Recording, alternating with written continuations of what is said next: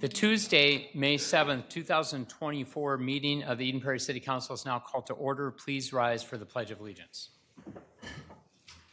I pledge allegiance to the flag of the United States of America and to the republic for which it stands, one nation, under God, indivisible, with liberty and justice for all.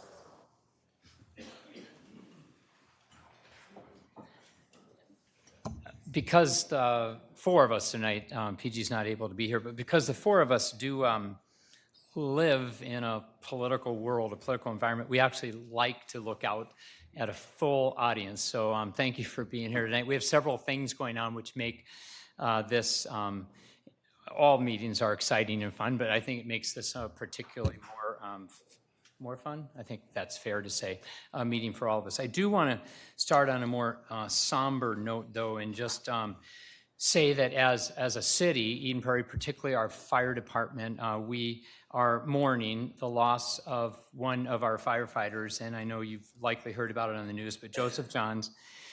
He joined the Eden Prairie Fire Department duty crew back in 2020, and he lived in Eden Prairie, but 2020, he became a full-time Egan firefighter as well.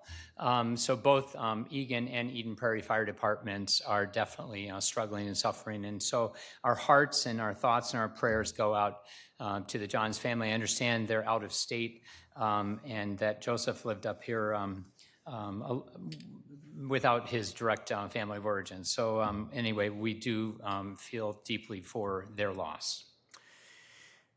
Also on a note of, to transition here, if I may, to a positive note, you may again have seen on Eden Prairie Facebook and or other sources out there that our very own city manager, Rick Getcho, won this last Thursday. I was privileged to attend, won the MCMA, which stands for Minnesota County City, 1C, Managing Association. He won the Robert Barrett Award of Local Government Management Excellence. And that sounds, I'll just paraphrase that. That's the City Manager of the Year for the state of Minnesota. So we are indubitably impressed.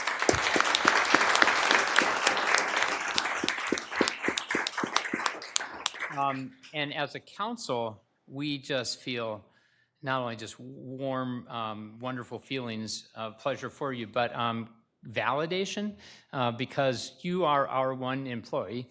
And then we direct the city manager to go out and fulfill our direction, our policies, procedures. And so when our city manager, who does our bidding, ends up winning the State of Minnesota City Manager Award, it's just a wonderful, wonderful thing. I also want to thank Joyce Lorenz, our communication director, who, I was going to say help me, you actually wrote it, but I initiated the nomination, but Joyce took it from there and clearly wrote very well, because that's her thing, communications, and he won. So, and if you were to walk back into the city staff areas back in here, it's everywhere. I mean, there's just Rick Getcho. I'm sure he's, I'm sure it's embarrassing every day for him to come in there, but he deserves it so well. So thank you, Rick. Any council members would like to add anything to that? You don't have to, but you may. Well, I'd like to say congratulations and well-deserved.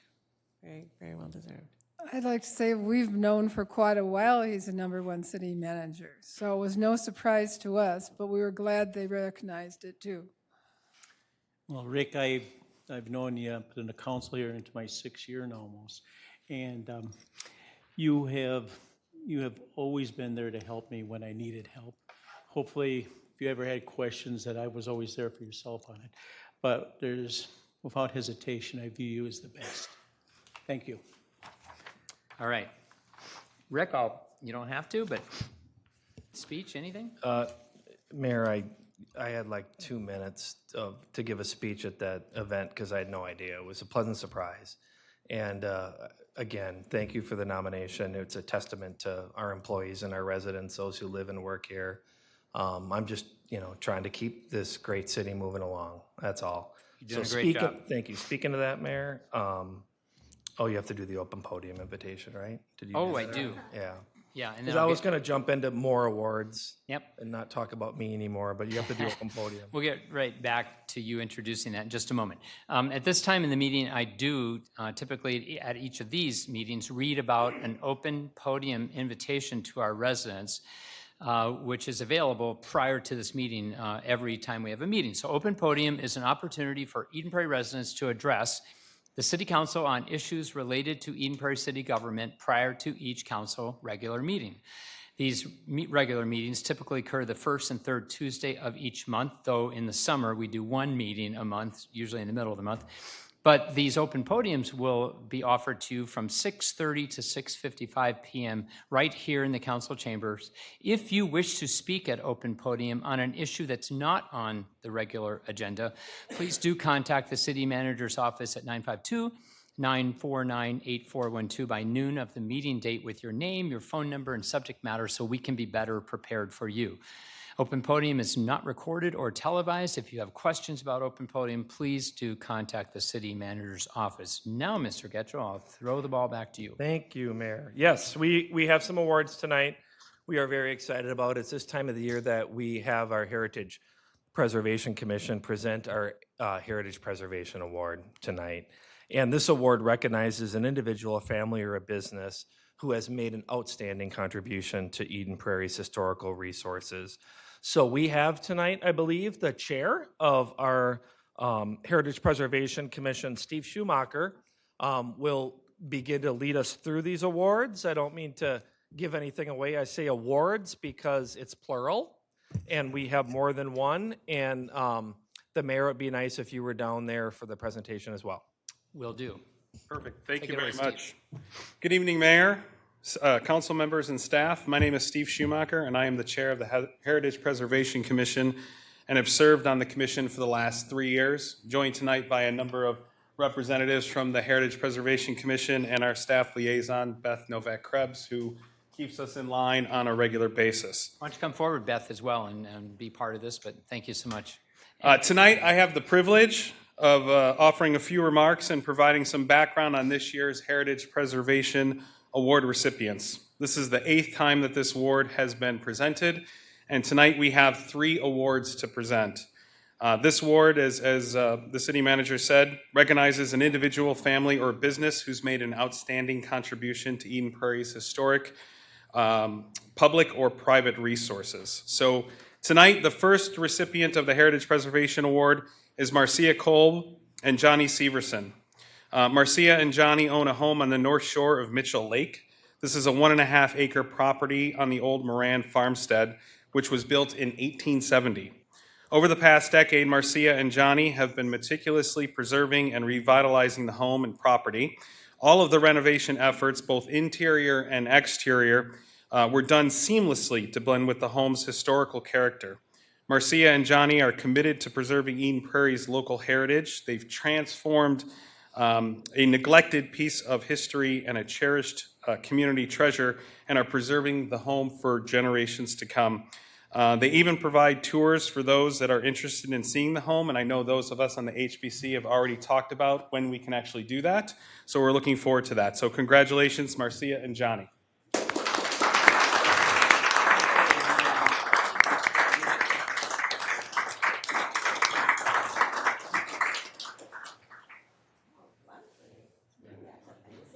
All right.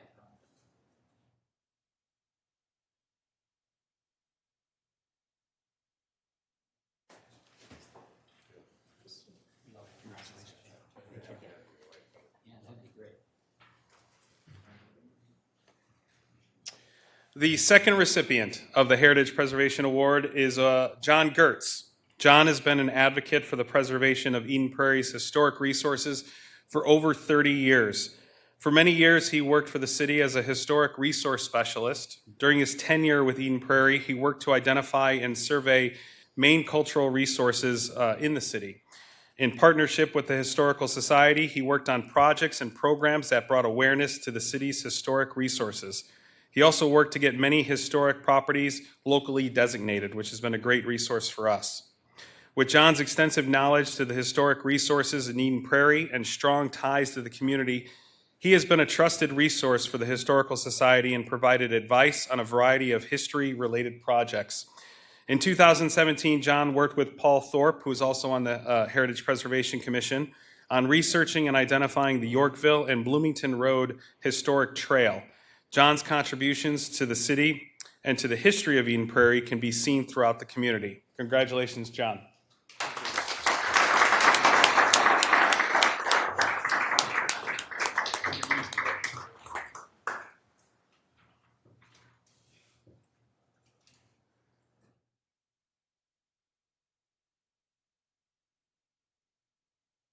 I just have to cut in for 2 seconds. When I started being involved with history back in 1990, and then got to know John for a decade in there, this is so long overdue, and you almost can't talk about history of Eden Prairie and not find his, I always mix up handprint, footprint, fingerprint, something, involved in everything about history. And so we just owe a lot. People that work with history, my wife and the HPC, Beth, we owe a lot to John's work over the years. So thank you, John.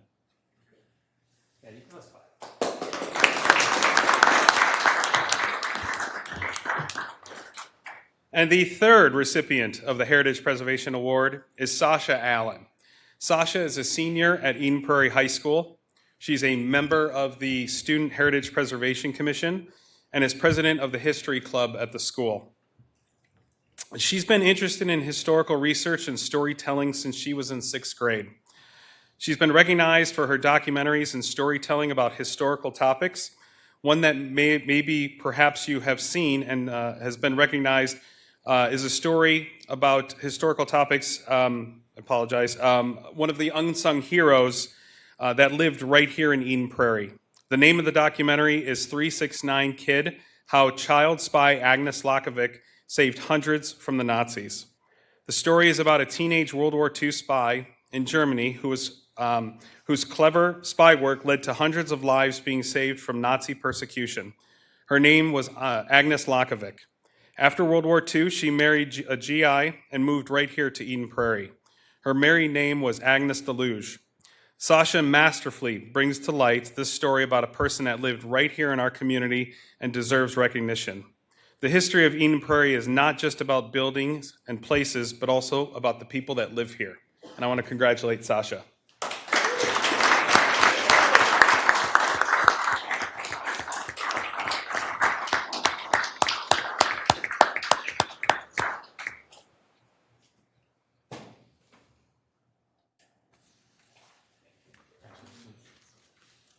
Thank you.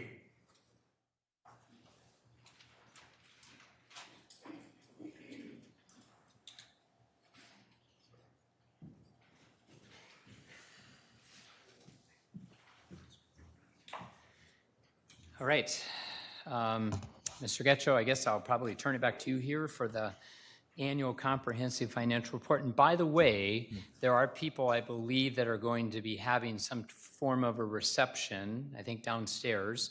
And so you won't be rude. You can feel free to now, if you wish, get up and leave. We appreciate you being here. If you really want to stay, or you can watch this on TV tonight when you get home, it streams. Maybe tomorrow, but thank you again, the winners, and thank you for coming. And thank you, HPC, just for the love of history.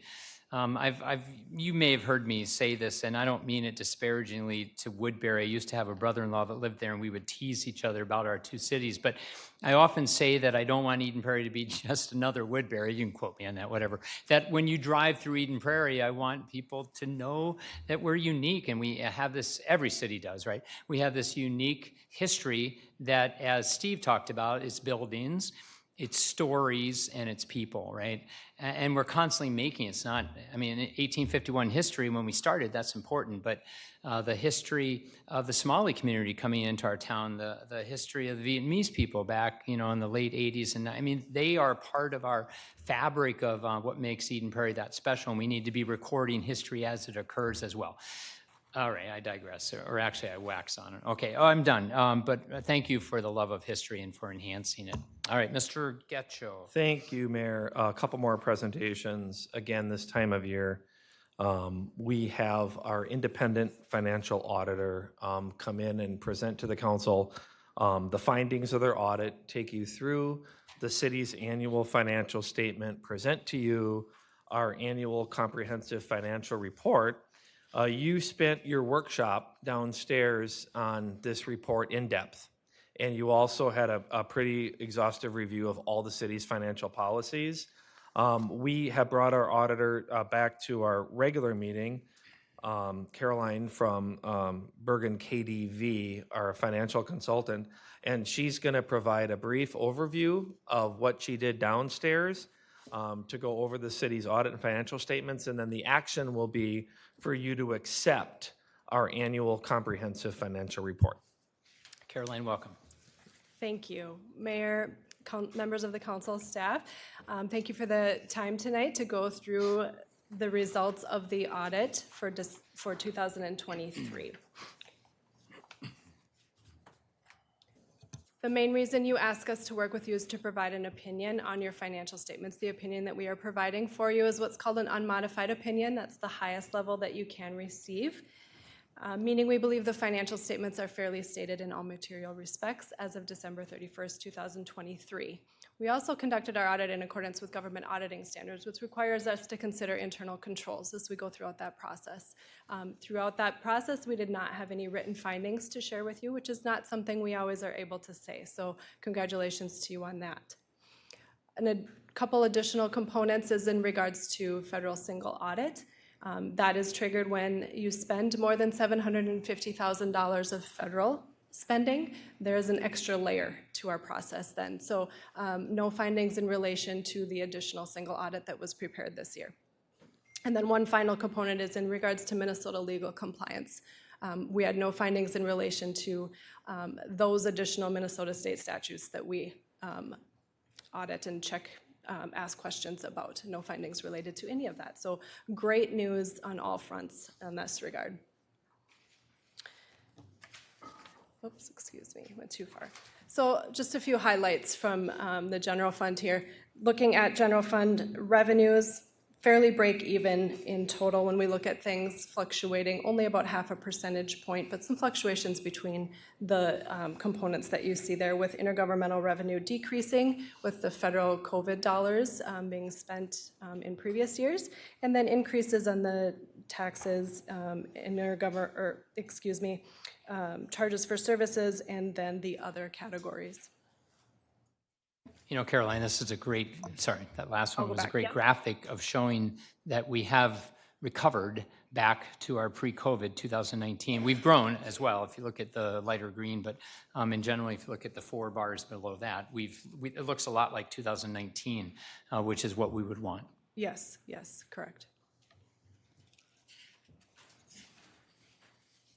Then on the expenditure side of things, increasing here in total by about 3.9%. Increases in police and park recreation have to do with increases in wages and benefits. And then a budget to actual snapshot here, showing the budget in the first 2 columns, the original with a slight amendment in the final, and the actual results showing that fund balance increased $283,000 for the year, and variances in that far right column, seeing that total revenues were over budget 5.7%. The majority of that being in the investment line item, which really has to do with the market value change of investments at a point in time as of December 31st. So that's the main reason for that. Very, very common to have a conservative approach on that, as we all know that the market can change from one day to the next. On the expenditure side of things, under budget there, 1.9% in total, and police being under budget with some open positions. Just pulling everything together here for the general fund, touched on revenues and expenditures already. Cash was up as well. And then unassigned fund balance is really that equity position of the fund that is available for future operations. And that balance is also what you gauge yourselves on with a fund balance policy. It is your goal, what you strive for. You are in compliance with the fund balance policy you have established for yourselves as well. It's a bit complex, so I'm not going to go through the calculations of that, but you are in compliance with the policy. If I can make a quick teaching educational comment there, I mean, Yes. it might appear, if you look at this quickly, that every year we bank or we net $30 million, and that's not true at all. We carry that into the next year because our tax receipts from the state only come twice a year, and then we'll carry that 30 million again. It's not, we're not making that each year. That's what we carry forward to run our business. Absolutely. The city tax business. tax settlements come in right around this time of year, May, June. So the fund balance that you have at December 31st needs to get you through to this time, as that is your largest funding source. And it comes every, 5 to 6 months. So you have to plan accordingly, which you do. And one final graph takes a look at your tax capacity, the levy, and then the tax capacity rate in regards to that. So showing here that the tax capacity increased at a greater rate than the levy, which as a result represents a decrease in the tax capacity rate in 2023. And sorry, I have to add this too, teaching Absolutely. wise, that's the look of a very healthy city. When people wonder why our levy relative to 20 cities around us over the last 15 years has been the lowest average increase, and I say back, we not only run things well, but we have a really solid tax base, 40% commercial, 60% residential, but we also have this increasing tax capacity because businesses are moving into Eden Prairie, people are moving into Eden Prairie, our tax capacity goes up, giving more dollars to share our budget each year, 53 million, it goes up a little bit, but it stays relatively, not constant, but nonetheless, it's that part that we fund business. But if our tax capacity is going up faster than we're actually pulling money out, then that's super healthy, and that means the tax rate that you pay per $1,000 of your home value or whatever goes down. That's exactly what you want, and not every city is so fortunate. That's a lot of the reason we, again, have reasonable levy increases. And so I thank our financial department, Tammy, and of course our city manager, Rick. And so thank you, Caroline, for pointing that out as well. Yes, of course. That really is I can move along here. That really was the main points that I was going to go through. Downstairs, I went right past this, but I don't. If there are any other questions, I'd be happy to take them.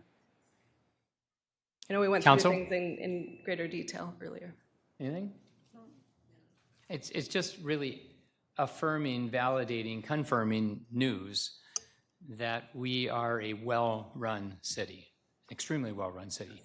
And so when you hear that we're AAA bond rated, that we're just really responsible with the money that we have in reserve if we need it, and when we pull in these independent auditors, I asked downstairs tonight, Caroline, that are you simply taking the numbers given to you, or do you actually dig deeper to make sure that we're doing the really good work? And that it's the latter.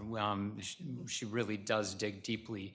And we have good policies, good procedures, and things are being run very well. Council, anything else?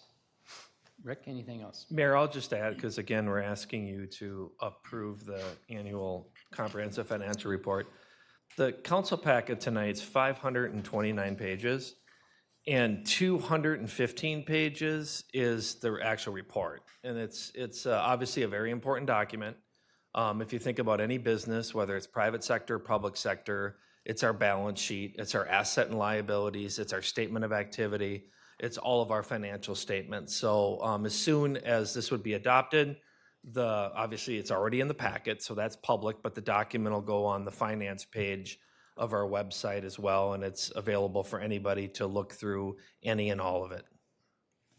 I always have to smile a little bit. I have some corporate friends who I deeply respect, but they'll often talk about, the way cities are run, or you ought to run it like a business. Well, I can tell you absolutely, truthfully, for real, that corporations are nowhere near as transparent as we are.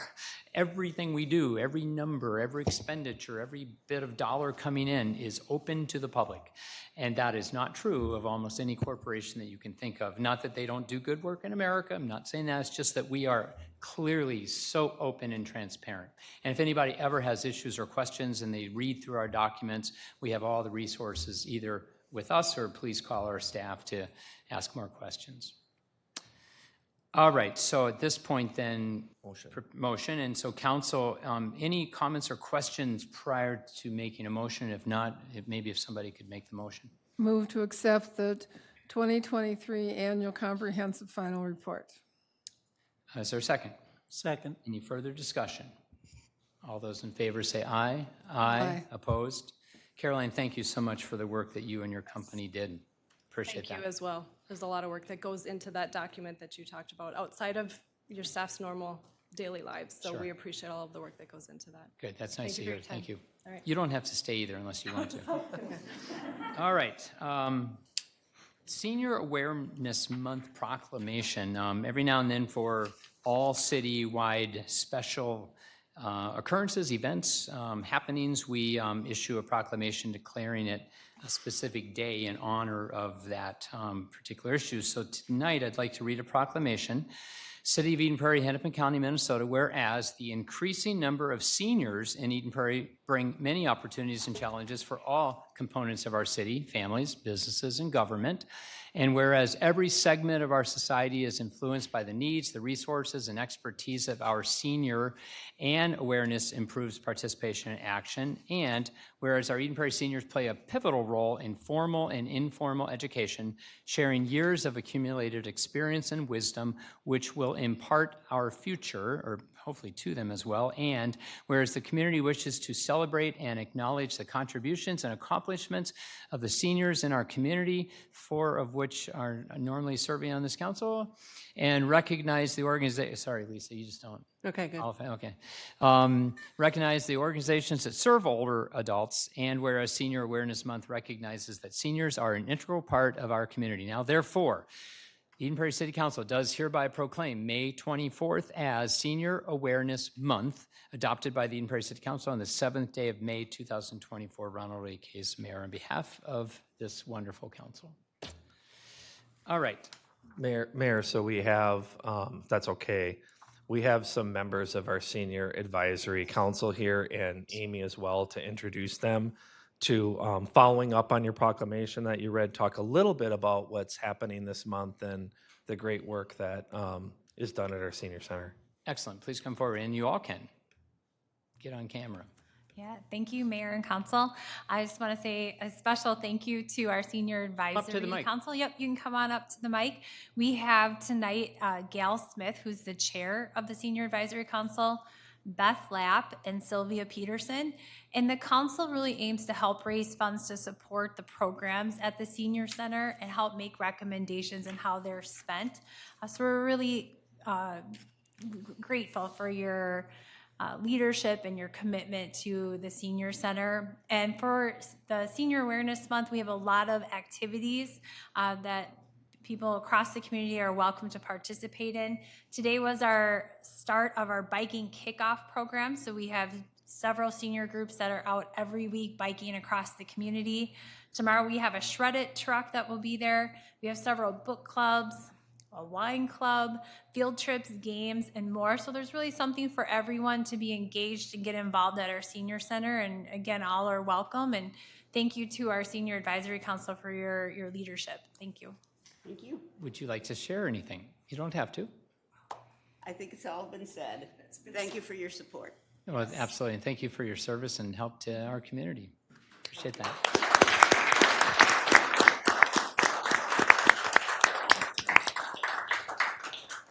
Don't you feel bad, Lisa, for what you're missing?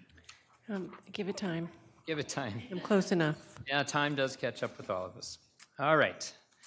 So with that, moving on to the approval of agenda and other items of business, are there any items to add to the agenda, council member reports or anything? Anyone? If not, if there could be a motion to approve the agenda. I'll move to approve the agenda. Is there a second? Second. Any further discussion? All those in favor say aye. Aye. Opposed? All right, minutes. Any questions or edits, mistakes you found in either the council workshop held back April 16th or the city council meeting held that same evening? If not, could someone make a motion to approve both of them? I'll move to approve the following city council minutes. The council workshop held Tuesday, April 16th, 2024, and the city council meeting held Tuesday, April 16th, 2024. Is there a second? Second. Any further discussion? All those in favor say aye. Aye. All right, consent calendar, which again, for people that are not quite familiar with the way that we run business, we often put items in there that are fairly housekeeping at times or perfunctory, but council members can pull any item off if they want to further discuss it. So any item on there you'd like to look at in a little bit more detail? If not, is there a motion to approve items A through P on the consent calendar? I move approval of items A through P on the consent calendar. Is there a second? Second. Further discussion? All those in favor say aye. Aye. Aye opposed. All right. Mr. Getchell, we have 3 public hearings this evening, and we're going to start with the enclave up at Manor Road. We are, Mayor, thank you very much. Our first project before you tonight, public hearing-wise, is the enclave at Manor Road. The applicant at this property is requesting approval to subdivide one parcel into 17 single-family lots and 1 outlot. It's a 6.43 acre property located at 6591 168th Avenue West, just north of Duck Lake. The surrounding properties are single-family as well. The proposed density is 2.64 units per acre. And there are, as a PUD, as a planned unit development, there are 3 waivers being requested related to front yard setback and minimum lot width, and the packet talks about the reasoning for that in terms of saving trees and being able to kind of fit the development into the property. The Planning Commission recommended 8-0 to approve this project, and I believe the applicant is here this evening to walk you through the project, and the staff as well as the applicant can answer any questions that you or the public may have during the public hearing. All right, come forward. Give your name and address and connection to being here. My name is Chris Contreras. I'm the president of Brandel Anderson Homes. We are the builder developer that is seeking the request for the plat. So you kind of summed it up, but for us, this is an exciting project, and it's something that we all take a lot of pride in. We do understand that it is a unique situation. Not many developments have neighbors on all 4 sides and have issues that need to be dealt with. So with the help of staff, we solved a lot of those issues. Who cares about us? In the neighborhood, you talked about the exceptions that we're looking for. We do have some self-imposed redundancy rules that we use in order to make the community look better. There are some things that we did with our sizing of pipes and drainage in order to fit and improve the current system. And most of the tension is just being able to take an area that has been unsettled with neighbors around every side and be able to move forward and develop it. We talked about traffic. We talked about where the water was going to run, and watershed is one of our meetings that we have coming up. We're going to work with everybody in order to make sure to push this through. I think you probably have seen this. This is our final drawing. It takes that retention pond up to the northwest corner, and then we're able to put it into the Eden Prairie system by sizing our pipes properly to kind of help everything downstream. Landscaping and trees, when we took care of that, there's a mathematical formula. We're going to stick as many trees in as we can fit. And as you alluded to, the variance is to help to not have to take down as many trees by having shorter driveways. If everything goes right, we're going to start development sometime in the month of June. We think our last home will be built towards the spring of 2026 and will be complete. The product is going to be 1 or 2 story homes, 2,400 to 4,200 square feet. They'll start in the low 700s. We are putting a lot of additional included features to make sure that it fits in with the neighborhood. And we would imagine that once we get customers on these lots, they're going to do things in order to enhance the exterior of their own homes. These are some elevations that we use currently, and that's all that I have. Now, I got smart people here, smarter than me, if we have any specific questions. So, Council, there's many different ways we can run this, as you know. If you had any immediate questions for the developer, you could ask them now. You can always pull them back up and ask later. I'll leave it up to you. We could go right into the public hearing. What's your pleasure? And you can ask questions of our staff as well, too. Or we can have the public hearing and then close it and then talk. What would you prefer? Whatever, what do you guys, public hearing first, or do you want to? Yeah. Is that fine? Yeah, Did you have it in your mind another way? no, I'm good. All right. So you can sit down. We'll call you back up. And just to let the audience know that when we, in case you haven't been at a lot of city council meetings, we'll have the public hearing. We'll listen to anybody's concerns or share ideas or positives, negatives about the project. And then when we've exhausted, unless it's going on 2 hours, but when we've exhausted comment time, we'll close the public hearing. At that point, no other residents can speak, and then we will then begin to debate and discuss and ask questions of developer or staff at that point, and then eventually get to the point we'll take a vote. So with that, this is a public hearing. Is there anyone in the audience wishing to address the council on this project tonight? And if you do come up, please give your full name and address. And I'm not going to, well, I am going to time a little bit. I'm not going to time you like 2-3 minutes, but at the point it gets to about 4 minutes or so, 4 to 5, I'll let you know that. And then if we could have you wrap it up, I think that will make things run a little bit smoother. So anyone want to open this up and start? I'll do that. Okay, again, name and address. It's Patricia Farris. I live at 6537 West 168th Avenue. I live in a unique location in that everybody has to walk by my house almost to get to the park. And so I'm... Patricia, hang on 2 seconds. Can you turn the mic to face more towards your mouth? Somehow it got turned funny. Is that good? Can you hear me now? Should I start with the name and everything again? Well, it was more for I'm audience at still, home. okay, I'm still Patricia Farris. Okay. And I still live at 6537 West 168th Avenue. And I live in a location I like to call the Hello Neighborhood, Hello Neighbor location, because everybody walks by my house. So I've gotten a lot of comments from people walking by, asking me what I've heard about the development. And I'd just like to read a quick list of the concerns that I've heard from people as they walk by. They don't represent my concerns necessarily, but they're the general concerns of everybody. One is the water drainage system. 2 is tree management, which I think we're kind of communicating with. The other one is the number of new houses. A lot of people think that 17 houses sitting up on top of the hill is going to overshadow the attractiveness of the older existing homes in the neighborhood, so it doesn't fit in real well. Along with the name, the Enclave, it kind of sounds like a sequestered neighborhood for people who are rich but still live on the wrong side of the tracks. The increased traffic this is going to generate on Muir Manor and 168th Avenue, especially creating now a straightaway from 168th over to Eden Prairie Road. And then there's increased population on preschools and elementary schools. They're already at their peak, and nobody's communicated this with the schools to my knowledge.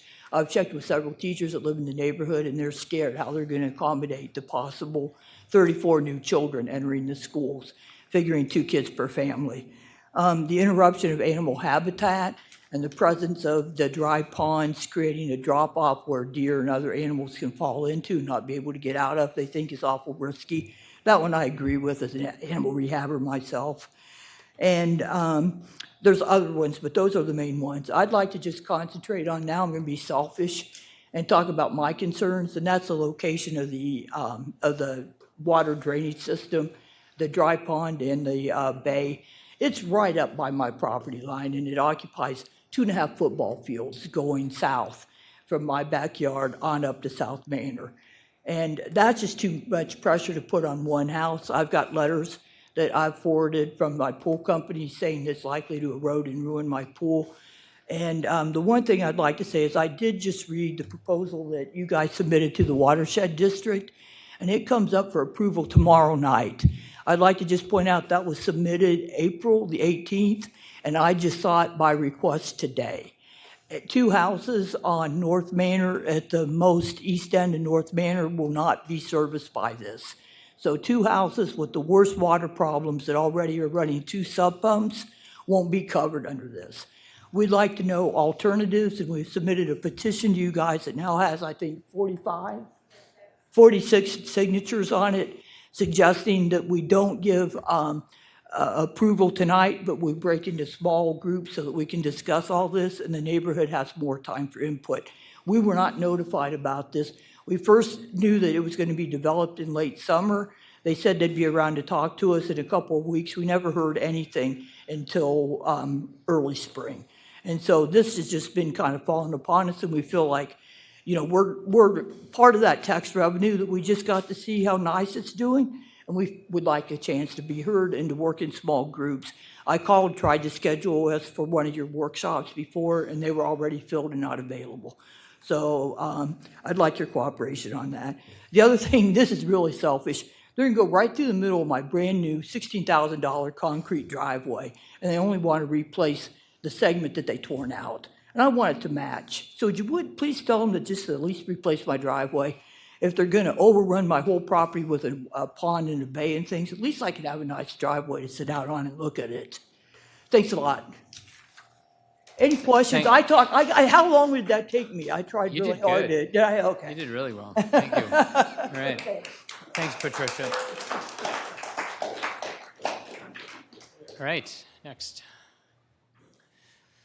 Keeping it in the family. Oh, yeah. I am much like my mother, Hi, so I Mary. apologize for that. Hi, I'm Marie Jackson. I live at 6537 West 168th Avenue. I've lived there since I was 10 years old. I've grown up in this neighborhood. I'm very familiar with it. I'm the one that actually did all the footwork to get these signatures. It may not change your mind, and all 46 of us are not here, but I do want you to know I didn't get to every person. I worked by myself. I have 2 children. This is not like, there are 46 people that are very worried and very concerned, and we have several of them speaking today. So I just would like you to take that into consideration, please. I did email all of you, and you have copies of our petition. There are 10 signatures that are not included on the copy you have. I apologize. My printer broke. And I was hoping that by pre-emailing you, you guys would be able to answer some of the questions that I will be bringing up to give you some, headway. That's all we're looking for, right? Our questions to be answered. I knew this was going to happen. I've known this my whole life, that this was eventually going to be developed. It is not easy to live next to a woods. I don't know if you know that. There are a lot of bugs. I'm not a fan. So that's fine. But at the same time, you have a lot of neighbors this is going to affect. And we matter just as much as the new people, and the new people matter as well. This isn't going to just affect us. So without further ado, I apologize. Oh, I'm sorry, hopefully this doesn't count against my 5 minutes, but the firefighter who passed away, his last shift was at my house for my 3-year-old son. Wow. And he was the light of the party. I will forever feel honored that he was there. Thank you for sharing that. And I have so many pictures we'll be sharing with the fire department, but that's why we have such high expectations for the city of Eden Prairie. Because of firefighters like him, because of the police officers who came to humanely kill the deer that was impaled on our fence. That's why I have high expectations, and I hope that you guys meet that expectation tonight. So now, without further ado, one of my main concerns about this pond is it does not feel like there's a plan for worst-case scenario. A lot of the data that I've been presented, and even the data that I've asked for but have not been presented, seems like it's taking the median into consideration. And our good mayor here came and visited me today, right? And he made a really excellent point that the climate change is constantly changing. We don't know what's going to happen next year. We don't know what's going to happen 5 years from now. I have to live in that house, right? There needs to be some sort of safety provisions that are going to protect my home should this pond malfunction, right? Nothing goes as planned. We have several engineers that live in our neighborhood. One used to put these in all the time. He said, when it works great. When it's not operated correctly, you have a lot of issues.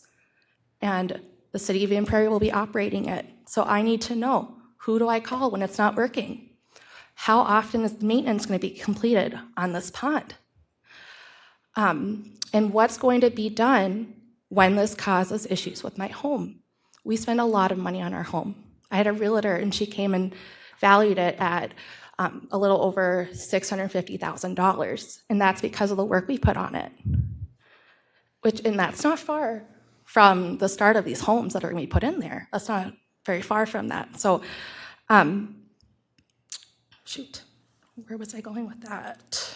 Okay, so I want to know, who do I hold accountable? Who do I talk to? And we need some extra safety guards, please. The other thing that is a concern to me, and I know a concern to many families here, I have a 3-year-old and an 8-month-old, and they're highly unpredictable, as many of you I'm sure know. I used to work as a lifeguard. It takes 30 seconds for someone to drown. I have not been told exactly how deep this pond is going to be. When the mayor came to visit me, he said 4 feet. When I talked to Carter yesterday, he said 10 feet. I have yet to get definite answers to these important questions. Like my mom said, everybody walks by our house. I know all the dogs. I don't know everyone's name, but I know the dogs. And there are children that are going to get hurt. What's beautiful about our neighborhood is it constantly turns over. We've had 5 generations of children after me come through this neighborhood, and they walk past what's going to be that pond. There's no safety provisions for the children that are going to walk past there. I can try as hard as I can to keep an eye on my toddler, but if he runs out into my yard next to the pond, what's going to happen? I know the mayor. Marie, if you could just wrap it up a little bit, but I want you to get your points though. Okay, So, sorry. Yeah. Sorry. No, you're doing good. I understand those haven't happened yet, but I don't want to be the first one, right? The other thing, lastly, is the traffic on our street. I talked with the mayor about this too. People go way too fast down our road. We are used as a through street. We are not meant to be a through street. And when the mayor was standing next to me, someone drove past us, and he's like, how fast do you think they were going? I was like, 35. He's like, yeah, I'd say 35, 40. That was a slow car. That is not the fastest they drive. And Mirror mirrors the same issues. So there needs to be a traffic study. I've asked. I don't know. I've been told it's definitely not stop signs. I've been told it's definitely not speed humps. But it is your guys' job to ensure that our children are safe and that we're not the first people to have an instance where a kid is hurt. That is your job. That is what I expect. That is the end of my. Thanks, Marie. Thank you for your time. Appreciate it. Thanks for coming. And thanks for the reminder of the time.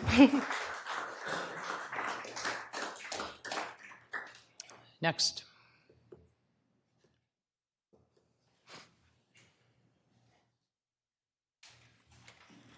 Hello. My name is William Prestwood.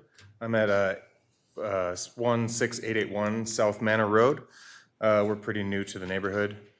But I just wanted to voice general concern about water issues that we already have in the neighborhood.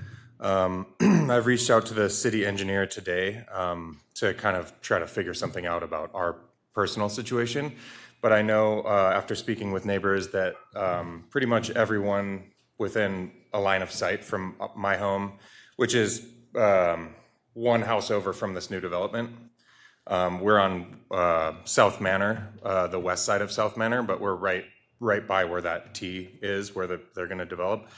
But everyone within a line of sight of my house has had major flooding issues in their basement. Most of us are running 2 sump pumps, which are already going even this early in the year. And so I just wanted to voice a concern about drainage issues as they are now. We don't currently have storm grates or any sort of drainage on the street. I'm looking to alleviate the mud pits that make up my backyard right now.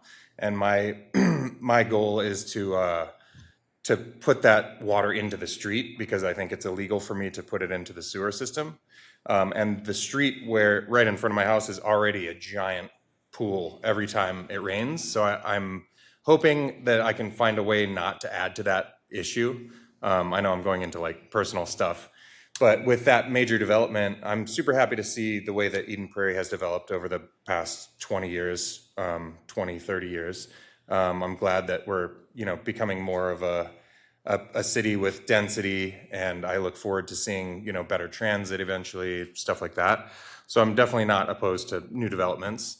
But I think the water issue is something to be concerned about as far as accountability for the new project. How long are they accountable for the infrastructure that they're putting in? And just having sort of plans like the things that she was just mentioning, the data or the plans. I haven't seen those either, and I've been looking for stuff like that. So I'm really curious to see if they can propose a few different options, or if we can get a little bit of reassurance about accountability when it comes to water. Traffic calming is definitely would be great. There are many ways you can do bulb outs. Of course, I'm not going to lecture you guys on your work for the city, so I'm sure you've delved into urban planning a little bit. But even as is, slowing down traffic would be great, even narrowing the streets a little bit.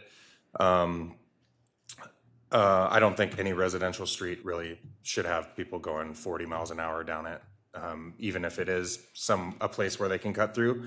And with the new development, it may be even more of an issue. So I just wanted to give my 2 cents on those 2 issues. I think, development is good. A little sad to see that little bit of the forest go where I saw a deer there last night. And I know not everybody loves a deer. But, we already have a city in Eden Prairie, and the more we can develop here, maybe in theory, the less we can develop, the nature that still exists in the Twin Cities, which is getting smaller and smaller. So, yeah, that's my statements. Yeah, thanks for Thank you, listening. William.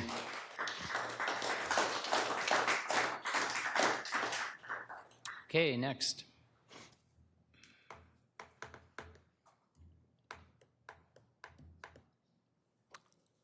Going once. Sure, please come forward.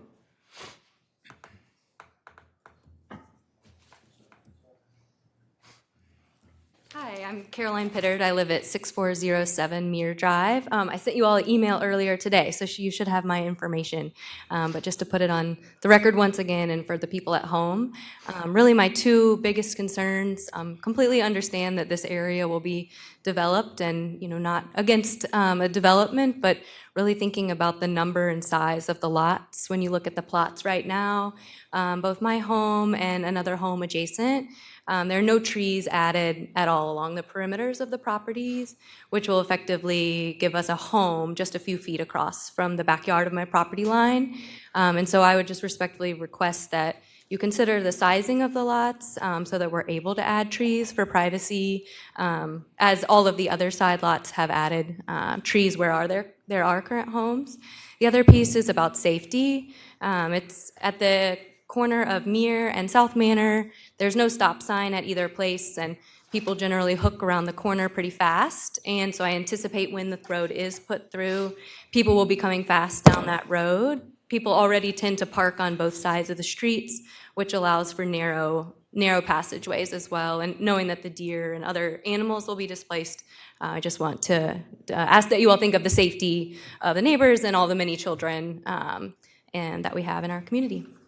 Thank you. Thank you, Caroline.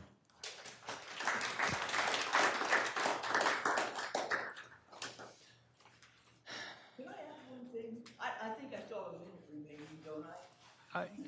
Come, I'll let you add one thing. Thanks a lot.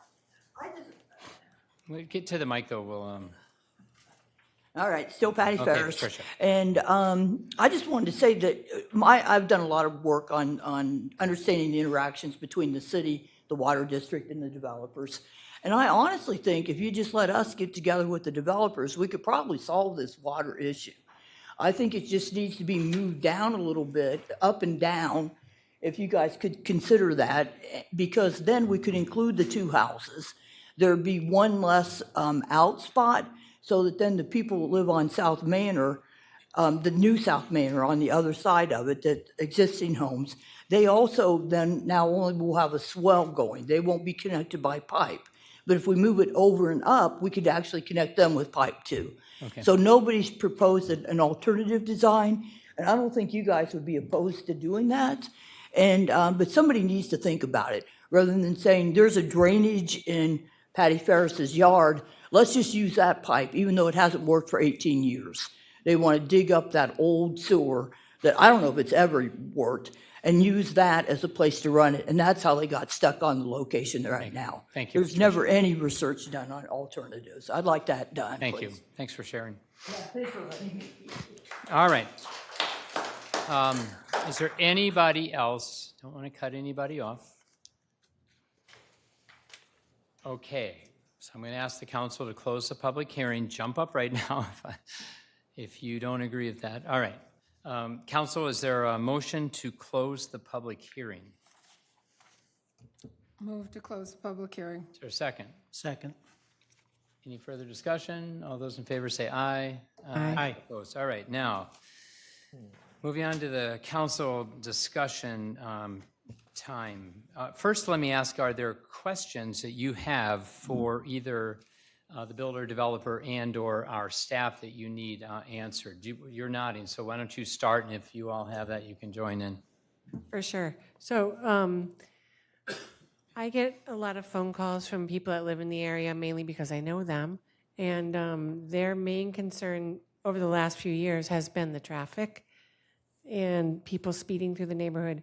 Would it be possible to put a stop sign somewhere, maybe at the corner of South Manor and the new development area, or somewhere around Muir Drive? And also putting signs that might say slow down, definitely mark the speed limit, and also have the police put one of those electric Speed trailers. speed trailers up, because I can think of at least 6 times people have called me about that area, and I'll tee up the Public Works Director. Our police chief's here, and many times neighborhoods, areas that there are speeding issues, they do these directed patrols. They make these projects where they kind of saturate an area. They bring their speed trailer, and we do that all the time, and it doesn't have anything to do with a development project. It can just be, hey, we've got this problem on Manor 168, so we can do that. I think Robert would be the one to talk about stop signs and traffic calming, so I can turn that over to him. okay. Yep. Mayor Kay, City Council. Yeah, I think City Manager Getcho said it perfectly. What we usually like to do is start with, work with our police department, do some directed patrol, just some education, a little bit of enforcement. But our engineering division could also go out there, start collecting some data, get some traffic vehicle counts, figure out what kind of volumes we have out there to see if that's what we like to see on streets like this. Is it too much volume? We can also start collect some speed data. Is there certain times of day that we're seeing speeders? Is it all day? Is it maybe rush hour? Is it when school starts, when school lets out? And maybe that helps with the enforcement side and the education as well. We can also take a look at accident. We have access to 10-year accident history. And in fact, I did pull the accident today just to see what's happening out there on 168th and on South Manor Drive. And I only saw over the last 10 years one accident. It looked like there was somebody who swerved to miss a deer, hit a parked car. So, but we can do a little bit deeper dive to see if there is something else going on out there with sight distances, and just spend some time doing more analysis to see if there's some problem out there. We try to prevent just going out and slapping up a stop sign because it makes people feel good, because a lot of times it doesn't work. And oftentimes what we found is that maybe it slows people at that intersection, But a couple blocks north or south of it, people might speed up, and now you've just moved a speeding problem to a different location. Aren't there going to be four-way stops created now? No, there's no plans for a four-way stop Okay. at any intersection associated with this project. But we could do that, just, we would need a little bit of time to collect the data, actually get eyes out on the street to see if there's any improvements that can be made, to see if there's some things that can be done to maybe help with the traffic calming. And then again, education, enforcement does help with that as well. So I'm just afraid putting up stop signs isn't going to really solve the problem in the way that people want to see it solved if there truly is a speeding problem. What about signs that say slow children at play or Yeah. whatever? I know that people don't think they work, but I mean, I pay attention to them. I don't know. And I think when we do that analysis, it might recommend, rather than the stop sign, maybe it's putting up those dynamic speed display signs that alert drivers that, hey, here's the speed limit's 30, but it'll flash if you're going over, or it'll tell you how fast you are going. So things like that might be a better tool to inform drivers that, oh, you see those and it You feel guilty. creates a reaction, and and you start to change your habit because of that. So there might be other tools that we could use, but I would like to spend the time to actually look at the data and come up with some other alternatives rather than just throwing out a stop sign to see if that would work, because I don't think that it will. Okay. I also have a question about the pond, but I'm sure that the other council members would like to speak. Oh, okay. Keep going, because they can piggyback on that. Okay. So could you explain the pond, and this is the first time I've heard about an old pipe in Patty's yard. So, Yeah, so Mayor, City Council, so what I believe, and I don't want to put words in Patricia's mouth, but what I think she's referring to is this developer is putting in a stormwater system, meeting all of the city's standards, which all developers are required to do. That's why the stormwater pond is going in. But they need to connect to a stormwater system to discharge to.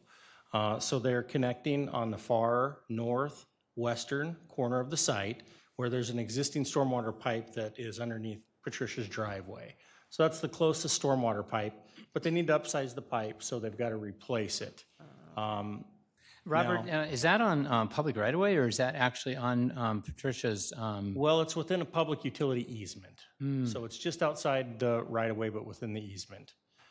I think what Patricia is saying is, rather than connect to that pipe, or maybe in conjunction with connecting to that pipe, you could also move that pond farther to, I guess, more centrally located in the north part of the parcel, and then put in a new pipe across somebody else's yard and tie into, ultimately, they're trying to get to the stormwater pipe that's in North Manor Drive, okay.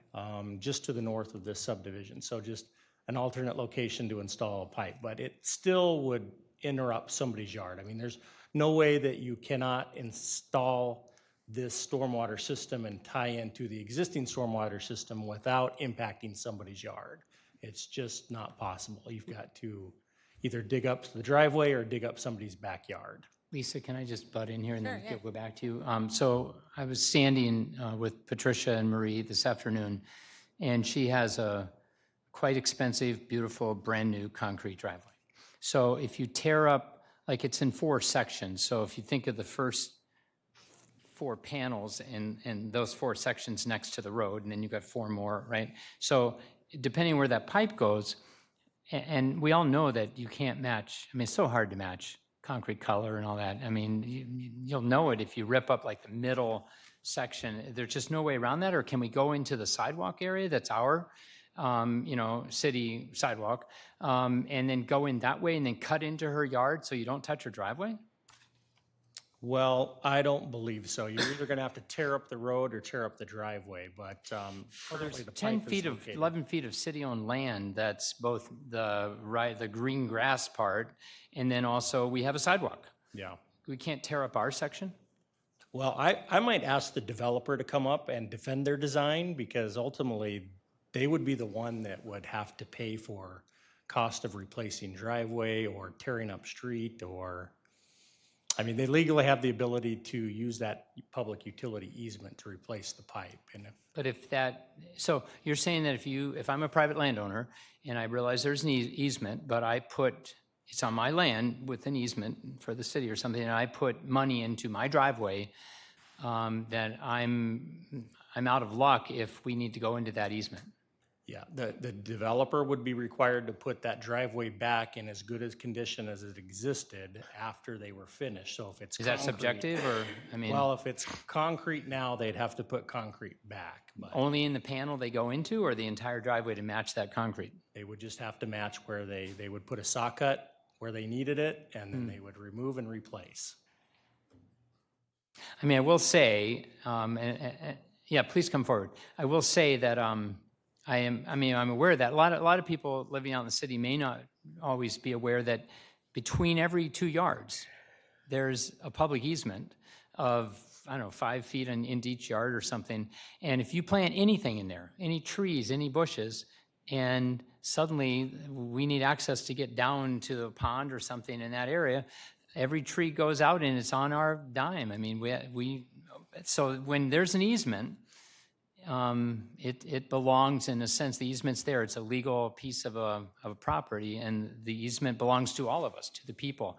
I can't right now, Marie, because we closed the public hearing, but if we need more information, we'll call you up.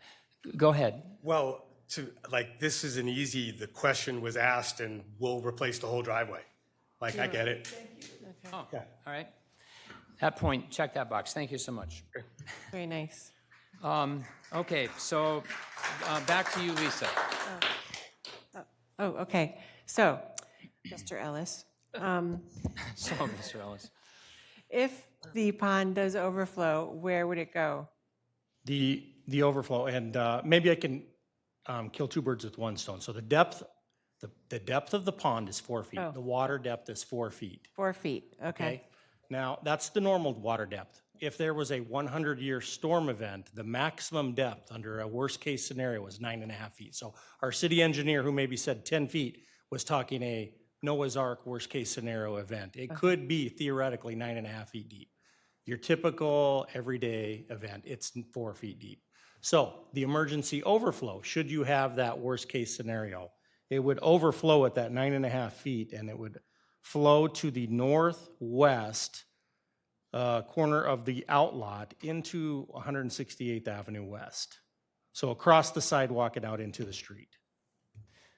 So it would never, I noticed in the little map you sent me on my phone today. Yeah. That it talked about the 100-year storm level at 933 feet elevation, I believe. Yep, 0.5. And currently the pond at 4 feet sits at 928, I think. And then the berm, or the highest point that it would have to overflow, would be 934, so a foot even above the 100-year storm. And then you're saying if because of climate change, whatever, it overflows even that, it goes into the street. And I looked to see if it did happen to go over that berm, it goes into a swale that goes down between the next 3 to 4 yards. So I guess I'm going to ask you, Robert, in your wildest imagination, is there any way that water could ever reach their pool? Because their pool goes back up ground. It goes up from that swale. Yeah, based on the contour and grading plan I'm looking at, I don't see that happening. And so the next question is, if it did, cities, we own it, reliable, we're responsible, we help fix something? If there's ever an issue, whether it's issue with weeds, it's an issue with flooding, whatever the case may be, I mean, I would say call 911 first off, any emergency. But we have a stormwater utility. We have a team dedicated to managing the stormwater, to dealing with stormwater issues, to taking the 911 call in the middle of the night. They're on call. We have it. We have a team of professionals that this is what they deal with. They are utility field operators specializing in stormwater management. How often is it maintained then? Because I know that sometimes those grates get clogged with sticks and whatever, and we have a periodic maintenance schedule. Yeah, so every 5 years, all stormwater ponds, and we have, 500-600 stormwater ponds across the city of Eden Prairie. So every 5 years, they're all evaluated. We go out, we take photos of them, assess the condition, grade them, and based on what their rating is, if they need to be mucked out, if they need to have weeds removed, if they need to have erosion that needs to be repaired, stormwater pipes that are separating, concrete that's deteriorating, based on that condition assessment, then they're addressed. Okay, So they would be at a minimum of every 5 years it's inspected. excellent. Lisa, Are you okay? I'm going to come I'm back good. to you, but you're okay if I No, I'm go to good. Yeah, these? I'm good. Thank you. Thank you. Then, no, I don't want Robert. to cut you off, but we'll come back to you. I'm good. Yeah. Okay. Let me go straight down, or Yeah. do you want me to go to Mark? Mark's itching here too. Okay. Oh, go ahead. I've only got one question left. Lisa asked almost all my questions. All right. Sorry, I'm go with sorry. Lisa. Councilmember Freiberg. Okay, seems like a lot of concern still about the pond. I think you clarified, Mr. Ellis, the two numbers, the 4 feet and the 10 foot, which is, substantial when there's, whether it could cause a problem as far as of small children and stuff. Is there any possibility that a fence could go around there as far, of that pond itself? What fence? I'm asking. Oh, for just a fence. A fence. Mayor Case, Council, we have really hesitated to do that, again, because we have hundreds of ponds across the city, and we've never fenced any of them. Most of our ponds are wet ponds, and most of them are large and deep. We have 3 creeks that run through the city. We have a river. We have 17 lakes, and we have not fenced any of those. This is a very, very small, it's only 4 feet deep. Okay. However, the lakes, and so we're talking gradual. We know that right offshore, it's only 6 inches to a foot. If this is steep, that could drop very fast even at 4 foot. So Mark, I guess is what my every concern is. single NERP pond in the city, so we have, you said about 300 total, and about 40 or 50 are these new dry pond concepts, right? So the old ones, which were classic 1991 Wetland Act, came out of the federal government, actually had a design, actually Amy and Robert, correct me here, but Mark, they go like this, they have about a 6 to 8 foot slow decline where they're still about a foot deep for children, then it drops down in a V, 12 feet, all over the city. Okay, Next to so neighborhoods? it does have a very gradual. But this one only goes down to 4 feet. It does have a deeper, and I'm not saying a small child wouldn't get hurt, but we have 300 NERP ponds, and we've never had, that I can remember, an issue. Is that accurate? And not to say that, again, we have lakes and rivers and creeks that people might get hurt in water, but we've never had an issue with a NERP pond. But I'm not minimizing fear, right? I mean, Well, I don't necessarily want this to drop on that. I want, if it's going to be gradual, that's one thing. Okay, I get that.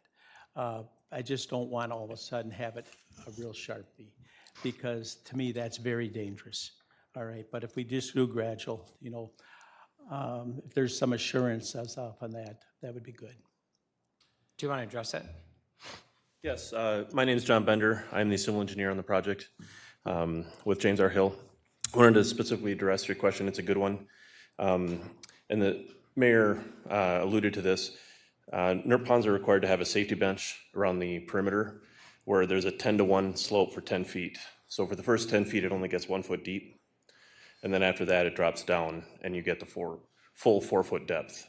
So in this case, we do have that. This is a unique pond in that it has a wet cell and a dry cell. The dry cell filtrates through. The small wet cell does have that safety bench around it. Okay, that answers my question. Thank you very much. Yep, Good you're welcome. question. Thank you. Anything else, Councilmember Freiberg, for now? We can come back to you. Councilmember Nelson. I had a couple of people talked about flooding in their basements and yards, which seems to have been going on for a while. So it really doesn't have anything to do with this development. But I was still wondering, what does the city do for drainage issues into people's basements and discharge issues and such? That, since we're hearing about this now, and they claim it's happened for years, what is our policy, or what can we do to help them? Because I don't see this new development having anything to do with that current problem, but it is a problem, obviously. Mayor Case, City Council, I could probably address that question as well. The last 10 years, the city has been installing what I'll call a sump pump collection system. It's just a small 6-inch perforated plastic pipe that we usually place below the curb and gutter. And off of that, we place little baskets so that people who have an active sump pump discharging out into their yard can run their little 2-inch, 3-inch pipe and discharge directly into that basket, which ultimately discharges into our storm sewer system and makes its way to a pond and throughout the rest of our stormwater system. But it prevents it from recycling back down into the ground, into the basement, pumped out, so that it's kind of breaks that cycle. And we have done that on North Manor Road in the immediate neighborhood of this development, and a few other places kind of surrounding the proposed development. I did hear from some of the speakers tonight the desire to have it in their neighborhood, and so I wanted to make a point of reaching out to them after this meeting to talk about maybe that's something that could be installed in their neighborhood. We found that it really helps. And the other thing I did want to mention is it might be helpful having 17 new basements with sump pumps that are pumping some of that high groundwater. This is a neighborhood, this entire part of Eden Prairie is a high groundwater with clay soils. And so there very may well be a benefit to having more sump pumps now drawing out of that groundwater, that people living around there, maybe their sump pumps can relax a little bit. But I will reach out to, I've got names and I've got addresses to talk about a separate project outside of this development that may be helpful to them in the future. Excellent. That's what I was hoping we could do. And sump pump water will go into this pond, is that accurate? Well, it could, yes. If these new homes that are built have sump pumps and the developer is installing a stormwater system that's largely in the backyards where they could connect or they could put their sump pump discharge, it would go to the pump, but yeah, and then it would ultimately make its way into all the stormwater system where pretty much, like I said, all the sump pump system that we've installed in this neighborhood, that's where it's all going. It's going through the entire NERP pond and stormwater piping system throughout the neighborhood. And just, again, for education purposes across the city, the Metropolitan Council, I believe, or at least through the MUSA, but had really directed all cities to remove sump pump water out of the sewage system because that's gray water and we're getting charged all this extra money. I don't know if that was through fines or fees. And so we are mandated to get sump pump water out of our sewage system and get it back, ideally again, into the stormwater drainage system, where then it can go off into our, as you say, ponds and creeks and ultimately the river. All right, Councilmember Nelson, anything else? No, Lisa asked most of my questions, Gosh, which was Lisa. very nice. All right. Thank you. Okay, I just have a couple quick things here. I personally wanted to know a couple things about this pond, just from a sense of staff, again, teaching the neighborhood, telling us all, getting the council comfortable with this. Why was this pond, and maybe it's you all, why was this pond located where it is? And why the model of the dry pond with 85% being sand filter based and 15% water based. So just basically explain to us and help us understand this made sense. We put it here because blah, blah, blah. Somebody, yeah. Good evening. Yes, good question. So the reason we placed the pond where we did is essentially because that's where the storm sewer infrastructure is that we could connect into. Okay. Secondly, as far as why I configured the pond the way I did with the wet cell and the filtration, there are many stormwater requirements that I have to meet as far as water quality, rate control, volume control, both the city's requirements and the watershed's requirements. So we go through a process where we size different aspects of the pond based on the rules. And it's really kind of an iterative process where we go through many scenarios, many iterations, and sort of try to optimize the pond to hit all of the criteria that I am required to meet in order to meet the city's and the watershed's rules. Okay. Not sure, does that adequately answer your question? Yeah, well, and I had an answer in my head. I just wanted it shared from an expert. Okay. So thank you. All right. Was I close to what you were thinking? Yes. Okay, good. Thank you. Thanks. No, thank you. So just a couple brief comments. and I really learned a lot of this, and thank you, Patricia and Marie, again, for spending time with me, but traffic and speed are two very separate phenomena. You know, this project's dealing with the impact on traffic. I realize from a neighborhood standpoint, traffic causes speed, I get that. But we have speed issues and concerns across mature neighborhoods across this entire city. We get, I don't know, 50, 60, 70 roads a year that people are concerned that they want us to work on limiting speed. And we have protocol for that. We have, you know, we'll send a police officer out during certain times. We'll put up that monitor. I've been pushing, and it costs money, but pushing for some of the new technology that actually sends digital electronic data, wireless, back to City Hall from, like, if you have 30 units, 30 places across the city. It could be used, we're not going to do this, so if you're a resident listening, do not panic. I mean, it could be used literally to photograph the license plates, and you know, some states across the United States ticket off of that. I don't want that. But and I don't care about the actual driver at this point. What it would do, though, it would send back data that says there are these 6 or 7 cars between 8 and 8:30 every day that are going over 50 miles an hour. And then you just send a police officer out, and you know, park them there and you know, pick them off and stop this. And by the way, we do find over 50% of all speeders live there. They live in the neighborhood, which is, you know, can be problematic. But so anyway, speed is an issue, and I guess and it sounds like Robert and the police officer and Chief Sackett, sounds like they've heard this.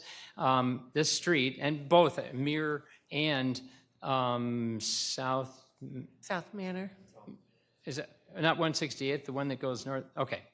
Have issues with speed, regardless of this development, right? So we need to respond to that. I mean, maybe this is the development that got us to pay attention, but continue to call us. Just call any one of us, or call Mr. Getcho and just say, you know, the speed is really problematic on this road. So speed, traffic, two different things. If you look at the traffic study, and I haven't heard a lot from any of you or neighbors or emails of real concern about the additional traffic itself. And I think one of the reasons is in our traffic study, it showed an increase of 189 different trips per day, and it might be a little bit more than that. But they broke it down, and some of these are projection guesses, but there's good data out there from, you know, 50 years of history across the U.S. I mean, this is pretty good algorithmic data, but guessing in the AM peak time, so from 8 to 9 o'clock, there might be 4 cars that enter this new development and about 11 that leave. 4, I'm guessing, are cut-throughs. So let's say 4 cut-through cars in the morning, and in the afternoon, 7 are exiting. I'm guessing they're cut-through. So 11 cars are additional that are cut-through in 120 minutes. So do the math. That's 1 additional car every 10 minutes. That's negligible.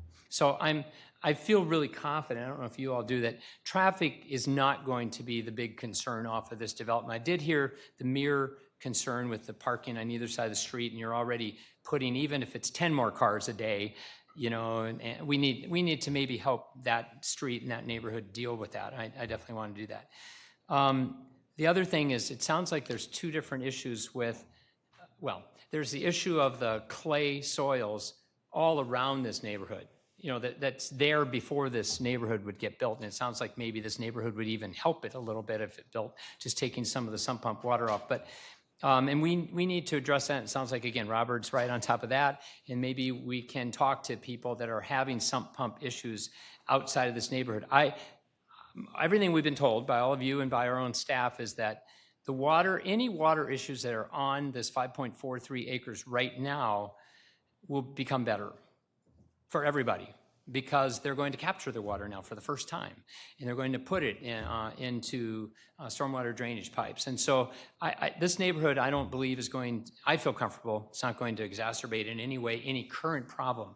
But if neighbors have current issues, separate issue, talk to us. I mean, I think staff, we want to help our residents. So if you have separate issues outside this neighborhood with drainage and sump pumps, talk to us.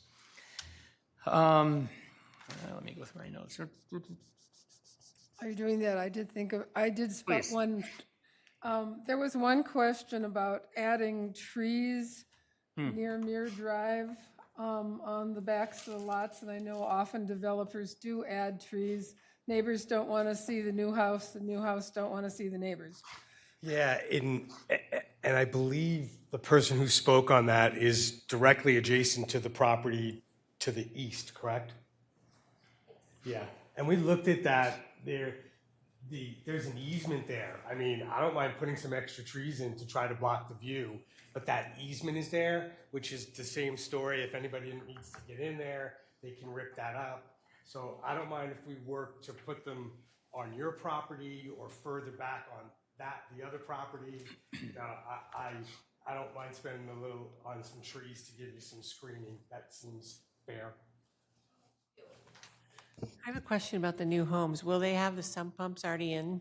Yeah, if it's a full basement, we generally put a sump pump in. The ones on the north side, though, are lookouts or walkouts, so they're all going to drain down and then towards that corner. Oh, okay.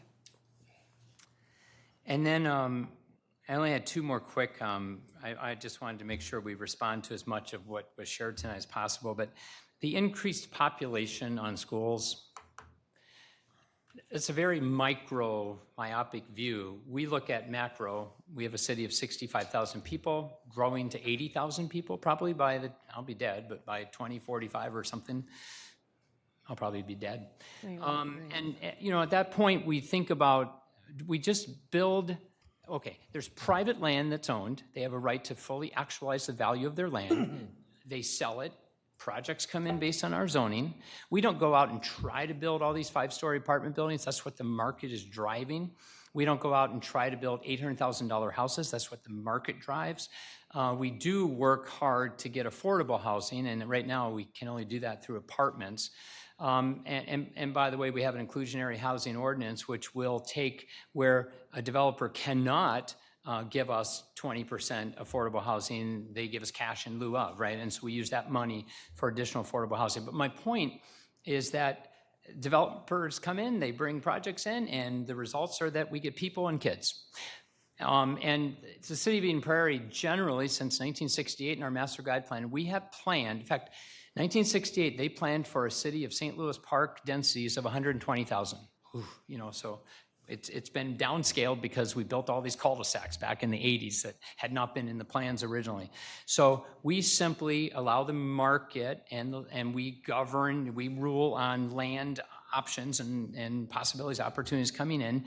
And then the school district knows that. They sit and do their projections all the time. And in fact, they're losing kids. I mean, if you talk to a school district person there, they want more kids. They're very excited about projects that bring more kids in. So relax yourself on the kid issue. They're extremely happy. And then finally, animal habitat. Trust me, my wife well represents all of you. She anthropomorphizes every single squirrel and bunny in our yard, and she is concerned all the time about where will the wild animals go. We do in the city have 10 square miles of deer habitat.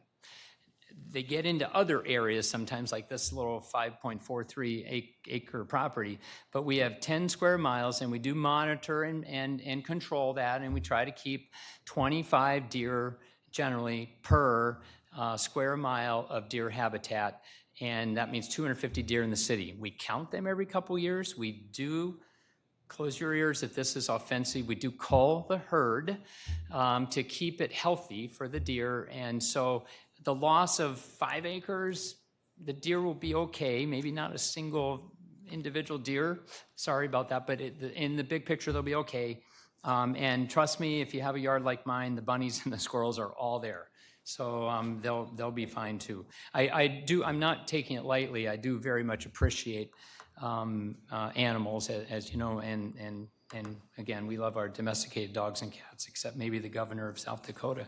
So, well, that's fair. Too soon though? No, it's fair. All right, and yeah, that's good. So with that, council, additional questions or comments?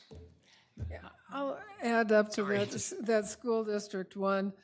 My younger daughter, she graduated in 2002, I think, and the two classes behind her were the largest classes ever in Eden Prairie. It's been going down ever since then. And quite frankly, she made it through high school just fine with lots and lots of kids, but those schools are all still there. So they can handle a small number of classrooms easy since they built them all, 20 years ago. All right, if there are no other questions, council, would one of you make the motion and then just go on the second bullet to adopt the resolution? In other words, we've already closed the public hearing. Go ahead. Adopt a resolution for planned unit development concept review on 6.43 acres and approve the first reading of an ordinance for planned unit development district review with waivers and zoning change from rural to R1-9.5 on 6.43 acres, and adopt a resolution for a preliminary plat of one parcel into 17 lots and one outlot on 6.43 acres, and adopt a resolution for the findings of fact in support of park dedication fees, and direct staff to prepare a development agreement incorporating staff and commission recommendations and council conditions, and authorize the issuance of an early land alteration permit for enclave at Manor Road at the request of the developer, subject to the conditions outlined in the permit. Is there a second? Second. Council, any further discussion? Everyone good? Let's vote. All the I will expect the developers to do what they've told us here tonight. That's a given. That's part of it as far as I'm concerned. And in fact, I'd prefer to have you do whatever else better you can think of to do for your homes that are there and the people that are there. Don't skimp on the trees, ever. And but yeah, that is part of it. And as long as you understand that's part of it and do your best for the neighborhoods, that is part of our expectation. Before we vote, along with that, clearly there was one home tonight, Patricia and Maria's, that had particular concerns and fears about the impact on their pool, okay. It would be great if Carter or somebody could be kind of a regular connection. And, Patricia, Marie, feel free to use me, give me a call, but just keep let's stay in contact as this breaks ground. It's always hard when all the trees come down. It's always hard when all the dirt gets moved. But as it moves along, and this is true of all of you, I mean, not just Patricia and Marie, their house is maybe, in their minds, mostly impacted up in that northeast corner, but please, northwest corner, but please use any of us. Reach out. You're our ears and eyes, but we can hopefully help, connect you and represent you. So with that, all those in favor say aye. Aye. Opposed? All right, this passes. Thank you. And also the audience, thank you for respectful evening. Appreciate that. You're welcome to stay or you may leave. Okay, Mr. Getchell. Yes, Mayor, thank you. Second public hearing is Lotus Villas on Anderson Lake. The applicant at this location proposes to remove the existing office building and redevelop the property to 19 single-family lots and 2 outlots. This is a villa-style neighborhood where property owners will own and maintain their home. The association will maintain the grounds in the area. It also includes a private drive, utility and stormwater management, ponding, landscaping, and screening. The applicant here requests a comprehensive plan change from 2 residential, allowing that density of 0.1 to 5 units per acre, in the zoning district change that would be then to R1 9.5. The Planning Commission unanimously recommended approval of this project at their meeting, and the applicant is here tonight to give you an overview of their project and answer any questions that you may have, and staff can do the same. Great, please come forward.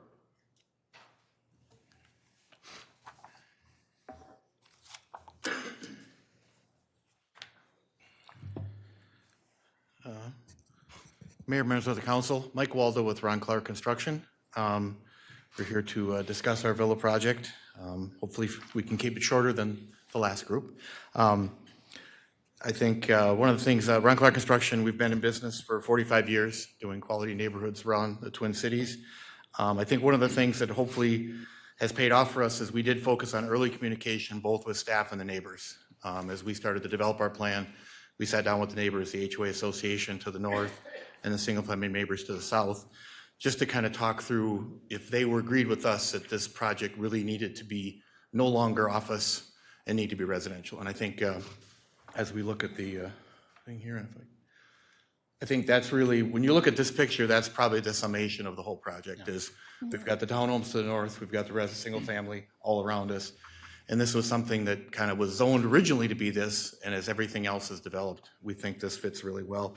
I'm going to turn over to Tim just quickly to talk a little bit about the site plan and everything else. I'll jump back in for you other quickies, and we'll try to keep it fairly short.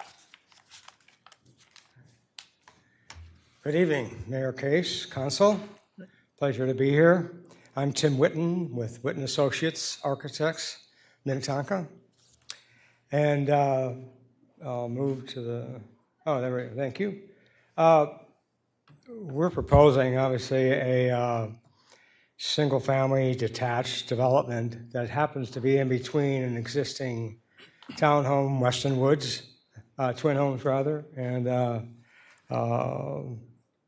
also the sanctuary, the single-family. It seems to be kind of fitting to one of the major principles of land planning, and that is a transition between existing uses. The office always seemed to be out of place, possibly the reason why it's vacant today. We did originally consider a mixed use where we would have twin homes and detached villas. But after our initial meetings with the residents of Weston Woods and the sanctuary, we decided just to go with detached single family. And the site plan is really pretty simple. We have an entrance that's pretty close to the entrance that's there right now for the existing office building. But we put in a loop road that is, I think, 28 foot wide and 26 foot wide, and it supports parking, guest parking, about 20 guest parking spots. All the units will have two-car garages, and all the units will have two-car parking in front of the garages. There are 19 villas, and they sit on 55-foot wide lots. There are no driveways along Prairie Lakes Drive, and we put the pond along Prairie Lakes Drive, which I think is going to breaks up that street look where no row units are looking right at the main street. The units are all, the single family detached are all one-level walkouts, except for the three that are adjacent to the existing pond. And those are actually going to do a story and a half. Can't quite get the walkout there, so, and that's a high demand as well. We have a sidewalk that runs along Prairie Lakes Drive that will connect to the existing sidewalks. The villas, you get the, themselves, single-family detached villas, are 40-foot wide and about 80-foot deep. They're approximately 2,500 to 3,600 square feet. There's going to be a lot of variety in the design, the exterior, and we worked with the Ron Clark Group for probably 25 years. And the exterior materials are going to be high quality, either LP or hardy and stone. There's really three major benefits to this project, I think. One is single developer and builder. There's a homeowners association that will be in place, and this project has a reputation of Ron Clark. And with that, Mike and I will be happy to answer any questions. Just as Water Lily Circle Court Drive, whatever, is that a private drive? Yes, it will be. Yeah. Yep. I'm going to quick a couple other things based on some of the conversations we had before along with that. Again, we were asking for a few minor waivers based on the villa concept and as we are honoring the seniors as we did earlier. Empty Nester Market is kind of what we do, as my 5 grandkids keep telling me I'm getting a little older. So I think we've got some flexibility on the front yard setbacks and some of those things. I must be talking too loud. One of the big, as far as the water treatment thing, I think that came up very heavily in the last one. One of the reasons we did put the pond to the front, both from a buffering from Prairie Lakes, is that was the closest piece to the infrastructure. In other words, right now, all the water off this site is not being treated really. So now we're taking that pond, treating it, infiltrating some, and then that's where the closest access to the permanent flow down to the Anderson Lakes is. Again, talking about the tax base, we're gonna go from about 2.3 million to probably around 20 million, so about a 9-time increase. Buffer easement, I think there's one kind of unique thing in the neighborhood we've been working through with engineering. That is, as we talked about planting trees, when you put a utility easement in the back of theirs, lots, we can't plant trees on it.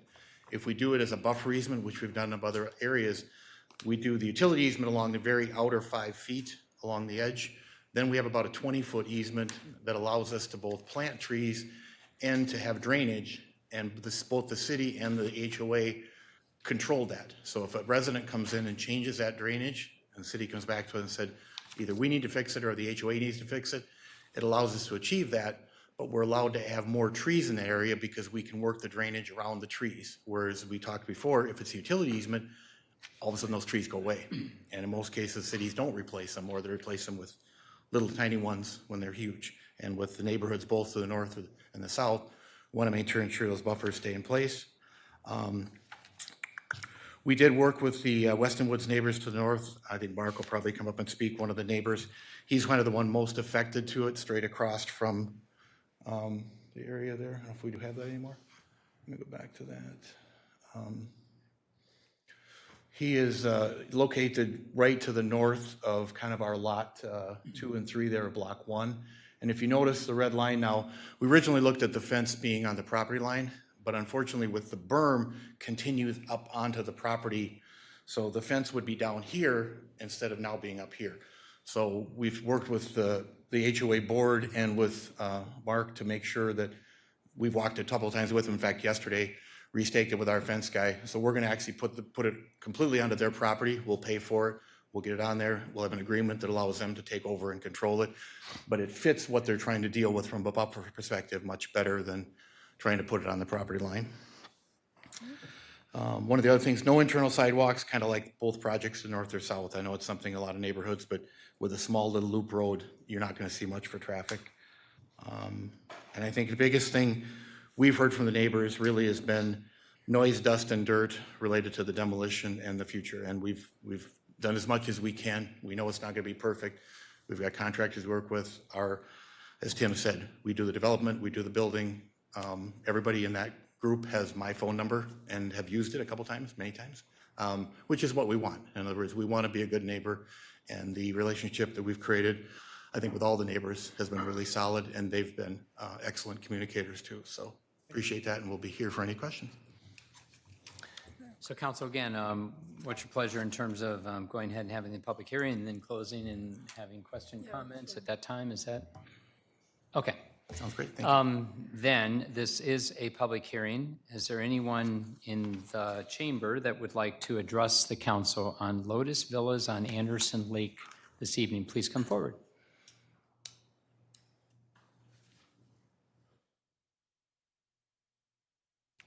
Give your name and address.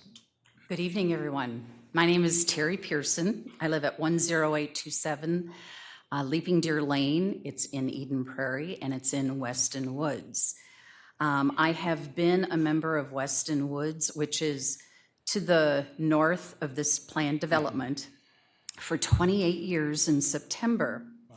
Since that time, myself and a number of other residents over the years have been very involved in some of the community development that has been happening around Weston Woods.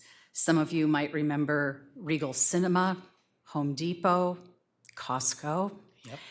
And the reason I'm bringing that up is because our group, our organization, has been very delighted with working with the Hartford Commons development That was Tim Witten, who is now part of this development as well. It's a different builder that occurred for Hartford Commons, but the interaction with our community, with our neighborhood, was tremendous. And it made all the difference in the world.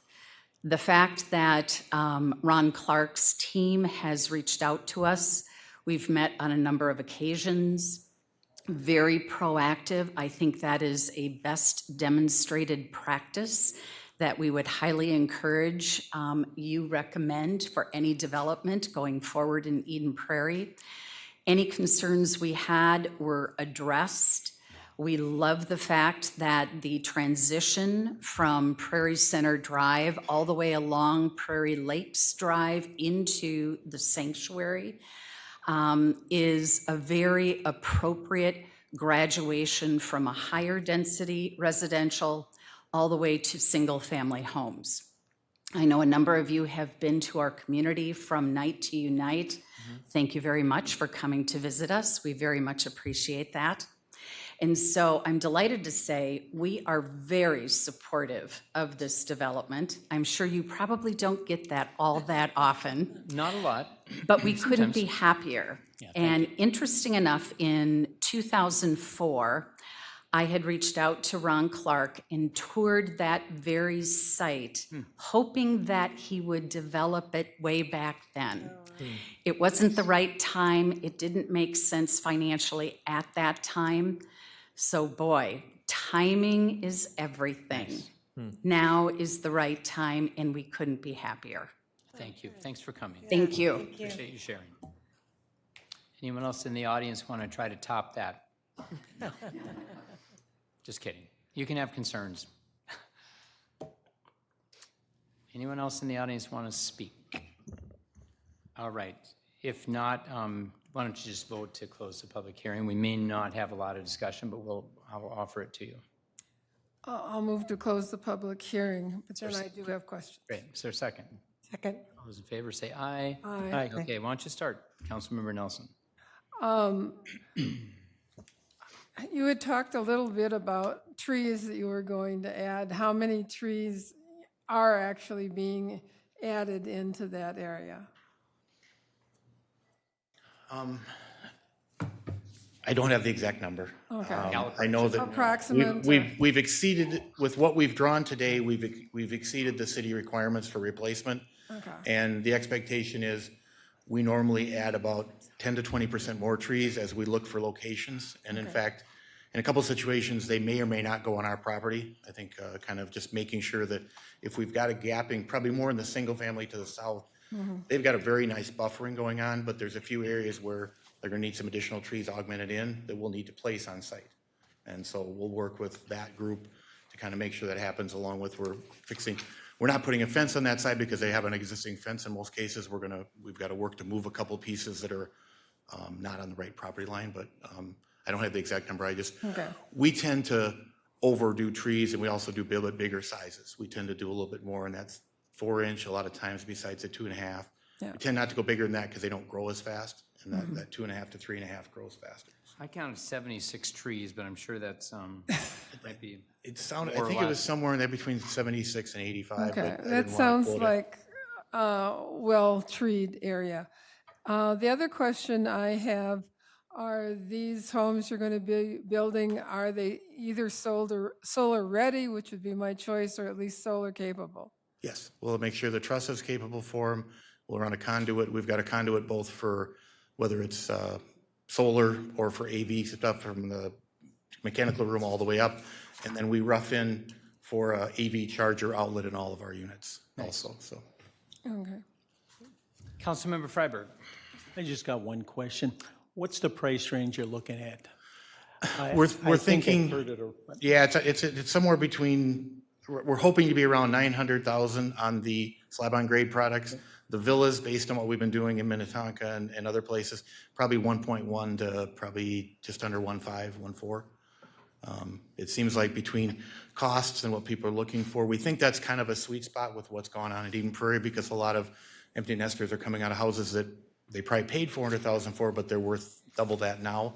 And it really falls into, we don't restrict it to empty nester, but in our project in Minnetonka that we just finished up, Legacy Oaks, I think we had one high school age kid in the entire neighborhood out of Can I ask you a clarification of that top number again? I'm sorry, I didn't hear it. about 1.4 to 1.5, probably for top. And then there's a chance they could go past that, but I think that's kind of our specification. We're trying to hit that segment, which we think is the best one for this neighborhood. Thank you.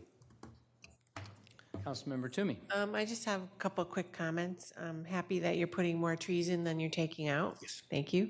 And also glad that the homes aren't all going to look the same from the, yeah. So it's not going to be a cookie cutter neighborhood. We pride ourselves in that. I mean, again, they're all kind of 40 by 80 to 85, but the front exteriors, we'll have some side load garages, front load garages. We try to keep that diversity as much as we can. And again, one of the other things on the trees, and I know when we worked with this forester on, there is a lot of ash and trees that probably wouldn't have to be replaced, but we're actually replacing all those in addition to what kind of would be required. So we didn't discount the amount of trees we need to replace just because they were trees that would be moved anyway, so. Thank you. Excellent.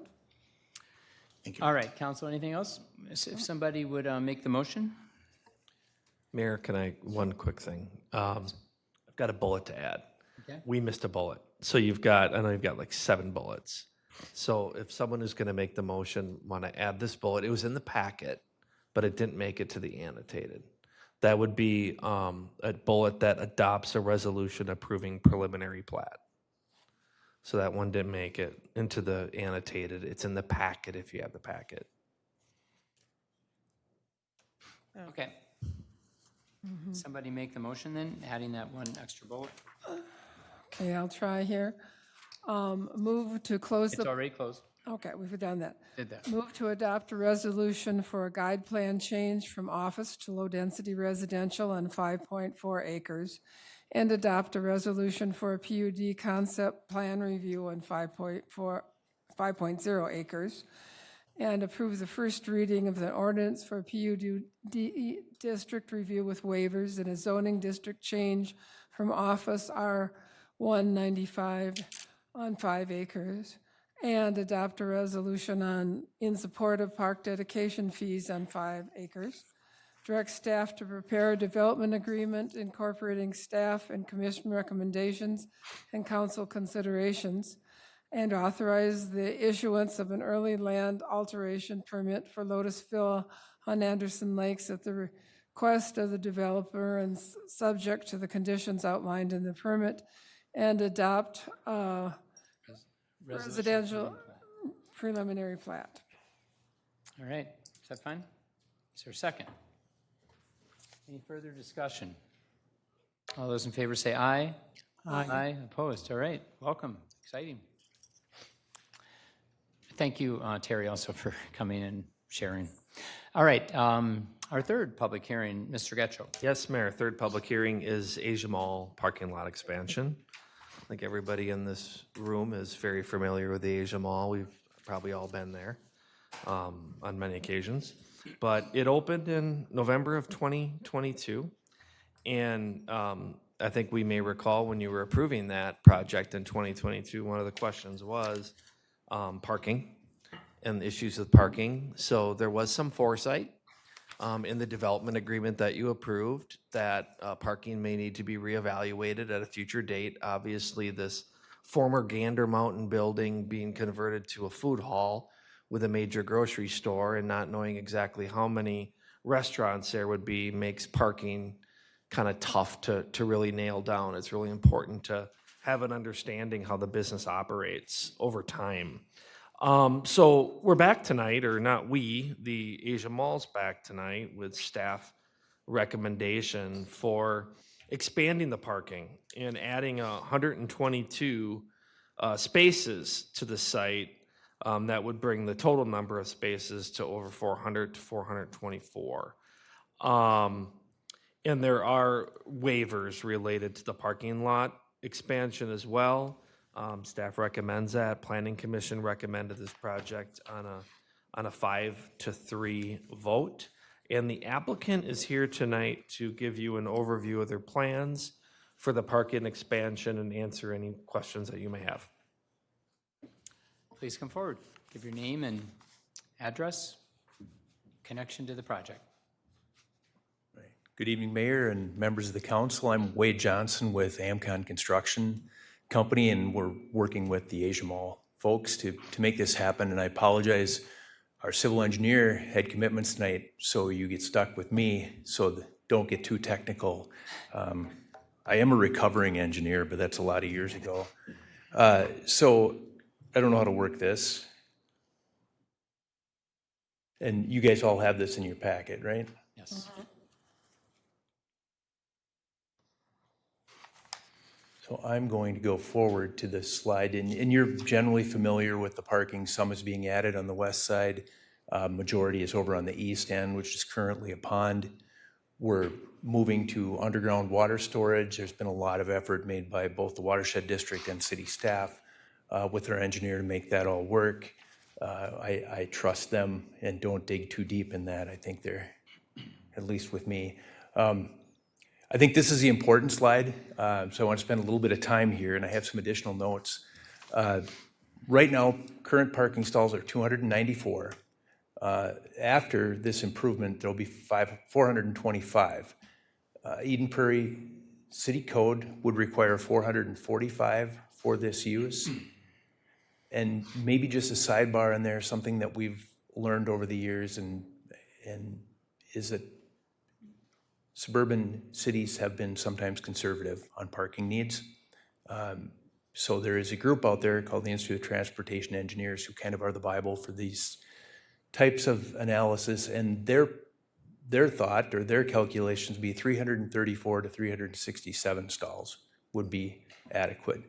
Your Planning Commission did a really good job of directing us to look at actual counts. So we have 2 weekends worth of counts. One weekend is reflected here. These are peak counts. And I should note that they are less 45. We have about 45 employees that are parking off-site, and we appreciate that, the cooperation in that level. A more recent study that just completed was 252 stalls for just last weekend. So there's about, let's call it a 290 to 300 car need in our parking lot. After our improvement, we'll have 425. We believe that there's nice coverage and a nice gap for what's needed out there to solve the victims of their own success. I'll stay up here and answer any questions, but I'm going to turn the mic over to Amor. He's one of the owners of the Asia Mall and has a couple things he'd like to share with you. Good evening, everybody. My name is Amor Zhao. I'm the CEO of the Asia Mall.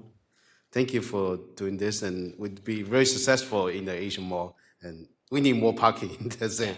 People scared to come over Asia Mall say we can't find parking. You know, we want more people come over. We'll be more successful in the business. I appreciate that. So we do off-site parking for the employees, like sometimes 40 to 50. It depends. And then we have the underground parking, but some people cannot see it. So we put a sign up there say we have underground parking for everybody. So thank you. Appreciate that. Thank you. We appreciate Asia Mall being there. We're really excited about that. Okay. We'll go ahead and have a public hearing if you want to sit, and we'll call you back up. Council, same kind of procedure here? Do you want to have a public hearing and then close it? Okay. So this is a public hearing. Anyone in the audience wishing to address the council tonight on the Asia Mall additional parking proposal? Okay. Seeing none, how about just somebody close the public hearing portion only? I'll move to close the public hearing. Second. Second? Okay. All those in favor say aye. Aye. Aye opposed. All right, council. So anyone have any concerns or questions? We've all read our packet. I've chatted with staff. I'm sure you all have probably too. Anything you want further clarified? I do have one question. Where people are likely to come out of this new parking area, will there be a door into the mall right there? Or, how easy is the access going to be from this new parking area? So the new parking area will largely be toward the far east end of the lot. There will be no changes to the building itself. There's the interior access if you park underground, and then there's the main front door that will all be available as they have been. Standard practice, and I haven't talked to the tenant or to the user about this, but over time, I would expect that employees will be asked to park on that far east end as it's the most inconvenient for customers. Okay. Do you have an elevator down in, if they park underground in the lower, okay. Yeah. Yes. Some handicap accessibility, that's really a great place to enter. Councilmember Nelson, anything else? No, other than I have been told by people ever since you opened practically of why wasn't there more parking? So I think there will be many happy customers of yours to have more parking. Councilmember Freiberg, anything? Going forward, okay, if the plan gets approved, thinking out, 10 years, it's a good number. Do you foresee as far as that this would be it? Because I think it could be a problem if in that span as far as we keep peaking, because you did get busy. That was a good problem to have. But does this look pretty much to you like a permanent fix as far as you can project as much as possible?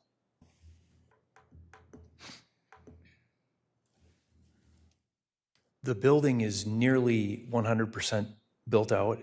There's a few smaller areas and some that could possibly change to higher parking needs, but I think the numbers we're seeing have enough bounce in that it would more than accommodate what could come up in the future. I think the building would have to change to a different use completely, probably to exceed that 425. And then no more parking on technology. Right. Okay, thank you very much. Councilmember Toomey. I don't really have any questions, just a comment to say congratulations on your success, that you need to come back for more parking. Robert, could I have you just share briefly some of the technical aspects to this proposal? It has wetland impacts. I'm sure the watershed district will get to weigh in. Just want to share structurally, because I'm sure staff worked with them quite a bit to help them come up with this concept. Mayor, Kay, City Council. So yeah, the underground storage is something fairly common. We're seeing this more and more as land prices become more valuable and the desire to move things underground. So the technology behind the underground storage is, it's very reliable. It's just more expensive, as they've attested to that. So no concerns with that. Again, we're dealing with more impervious surface, so that's one of the variances that are being requested. But in town center area or major center area, it's not uncommon because that's some of our most commercial, most urban developed property in Eden Prairie. So from a technical standpoint, I think everything here that you're seeing tonight is something our staff has supported, and understanding that the needs that they have over there. And for our standpoint, it's really safety is we don't want to force people out onto Technology Drive. We don't want pedestrians crossing. Right. We want people to find their way on site, find a place to park so that they can access the business the safest manner possible. And we find this is a good balance between everything. Is this technically a low-quality wetland? I mean, is it technically wetland or not at all? That wetland, I'm not sure of the exact quality of the wetland. But we are taking up wetland and replacing it with this water storage capacity. I don't believe you so. would not word it that No, way? no. Okay. It's a stormwater pond. Okay, so currently where's the water going, or were they grandfathered in because of Gander Mountain? It's going to that stormwater pond, which is essentially being buried in the stormwater chambers. So we have currently a stormwater pond there, and we're going to replace that with this tank. And will the watershed district need to approve this then? Yeah, they only need to Okay. permit. And have they seen projects like this that they will be quite likely be okay with this? So yeah, they have seen projects like this before, Mr. Mayor. The staff is at a point where they're recommending it. I believe the watershed district meets tomorrow night on a vote, and we expect it to be approved since we've met their recommendations. Okay. And to answer the water that's there currently was a pond that was created for Gander Mountains watershed, so it wasn't a stormwater, or it wasn't a natural wetland. It was created to be a stormwater pond. I understand. Okay. Council, anything else? If not, then let's go ahead. We've already closed the public hearing, so if you want to go ahead and start top of page 6 with adopt. Somebody make that motion. Move to adopt a resolution for the planned unit development concept review on 4.69 acres and approve the first reading of the ordinance for a planned unit development district review with waivers on 4.69 acres and direct staff to prepare a development agreement incorporating staff and commission recommendations and council conditions, and authorize the issuance of an early land alteration permit for Asia Mall at the request of the developer, subject to the conditions outlined in the permit. Is there a second? Second. Is there any further discussion? All those in favor say aye. Aye. Opposed? Passes unanimous. Congratulations on your new parking lot. When do you envision starting? I might ask your staff when they'll finish reviewing the permit I submitted Got it. last week. So as quickly as possible. Okay. Yeah, right. Great, excellent. All right, thank you, congratulations. Okay, payment of claims, is there a motion to approve the payment of claims as submitted? I'll move approval of payment of claims as submitted. Is there a second? Second. Roll call. Councilmember Freiberg. Aye. Councilmember Nelson. Aye. Councilmember Toomey. Aye. Mayor Case. Aye. Council or Mr. Getchell, is there anything else to come before the council this evening? No. All right, is there a motion to adjourn? Move to adjourn. Is there a second? Second. All those in favor say aye. Aye. Opposed, this meeting is adjourned.